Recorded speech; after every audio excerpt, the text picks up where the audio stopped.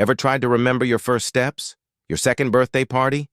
That time you probably threw pureed carrots at the wall? Yeah, most of us can't. Our earliest years are just gone. It's like someone hit delete on the first few chapters of our life story. Why is that? Did our brains just forget to hit save? It's called childhood amnesia, and pretty much everyone has it. It's weird, right? We lived through those years. There was drama.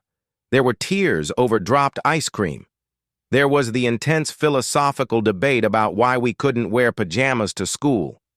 But if I asked you to recall a specific memory from before you were, say, 3 or 4 years old, it's usually a blank. Maybe you have a flash, a feeling, or what you think is a memory, but it's often blurry, or maybe it's just a story you've been told so many times your brain has accepted it as the real deal. So what's happening? Is your brain just being lazy? Not quite. It's actually being incredibly, frantically busy.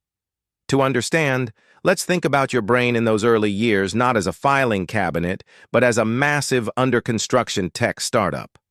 First up, the key player, the hippocampus. Think of it as your brain's USB port for saving memories. It's the doorway where short-term experiences walk in, get processed, and are then shipped off to the cerebral cortex for long-term storage. But in babies and toddlers, this USB port, it's still being built. The hippocampus is one of the last brain areas to fully develop. It's literally not online yet to do the sophisticated job of filing memories properly. It's trying its best, but it's like trying to run the latest video game on a computer from 1995. The hardware just isn't there. Then, there's the issue of storytelling. Our memories are deeply tied to language. We often think in the story of what happened. But before you have words, how do you file an experience? A memory from when you're 1 year old might be a soup of sensations. The warm light from a lamp, the fuzzy texture of a blanket, the smell of a parent. But without the words to label it, my nursery, my teddy bear, bedtime, that memory has no hooks. It's just a feeling floating in space. Once we learn language, we start to encode our experiences with a narrative. I was in my blue room, and I couldn't find Mr. Snuggles, and I cried. That's a storable file. The pre-language memories? They're in a format your current brain software can't really open. And here's a big one. Your brain is also in a period of extreme spring cleaning. It's called pruning. When you're born, you have a ridiculous number of brain connections or synapses, way more than you need. As you grow and learn what's important in your specific world, your brain starts to strengthen the pathways you use and literally prune away the ones you don't. It's like clearing out the clutter to make the important pathways super efficient.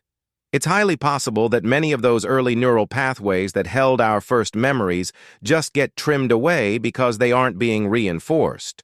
They weren't necessary for your survival once you learned bigger things, like don't touch the hot stove, or that the family dog does not appreciate being used as a pillow. Now you might be thinking, but I do have a memory from when I was 2. And you might. But psychologists have found that many of these very early memories are often a bit suspicious. They might be fragments reconstructed from photos or family stories. Or they're not actually the memory of the event, but the memory of remembering it later.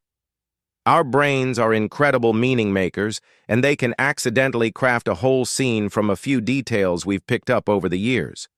It's not that you're lying. Your brain is just being a helpful, if overly creative, editor. It's a little bittersweet, isn't it? All those moments lost.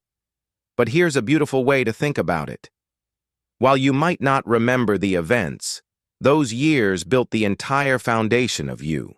The love, the security, the interactions. They weren't lost. They were absorbed. They wired your brain for attachment, for curiosity, for emotion. They shaped your temperament. You don't remember the blueprint, but you're living in the house that was built. So, the next time you stare at a baby photo and draw a complete blank, don't think of it as a missing chapter. Think of it as the invisible ink that the rest of the story is written on. Your childhood isn't forgotten.